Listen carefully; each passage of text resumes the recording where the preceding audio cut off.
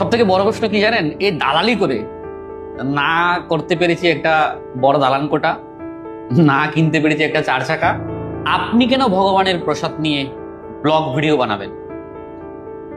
তো আপনারা কি আমার ফ্যামিলির খরচাগুলো চালাবেন?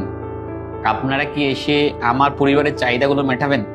আপনারা কি এসে আমার অন্ন, বস্ত্র, বাসস্থানের চাহিদা সম্পূর্ণ করবেন? কি চান আপনারা? বেকারত্ব হয়ে বসে থাকি, মানুষের দাঁড়ে দাঁড়ে গিয়ে ভিক্ষা করি? আমি আমার কর্ম করে যাচ্ছি শুদ্ধ কৃষ্ণ ভক্ত দ্বারা। পুরো বাংলায় যে সমস্ত নিরামিষ রেস্টুরেন্টগুলো পরিচালিত হচ্ছে সেগুলো আমি ভিজিট করি, এবং যে সমস্ত নিরামিষ ভোজীরা রয়েছেন তারা ঘরের বাইরে বেরোলেই ভগবানের প্রসাদ কোথায় পাবেন এ নিয়ে খুব চিন্তিত থাকেন। কারণ তারা প্রসাদ ভোজী ভক্তদের হাতের খাবার ছাড়া কারো রান্না করা কিছু গ্রহণ করেন না।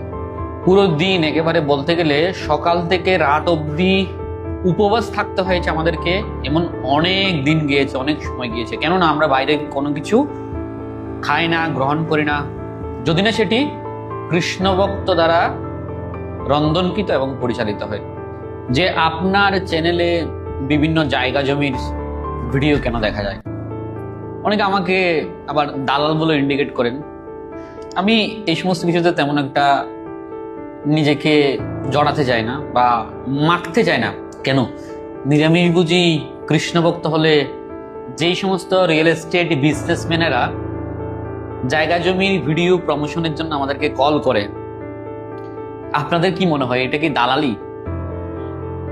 তো যদি মনে হয় যে রিয়েল এস্টেট বিজনেসম্যানের জায়গাগুলো প্রমোট করা, তাদের ভিডিওগুলো তুলে ধরা দালালি, তো আমার এখানে লজ্জাবোধের কিছু নেই, আমি সেটাকে অ্যাকসেপ্ট করলাম, বলতেই পারেন দালাল।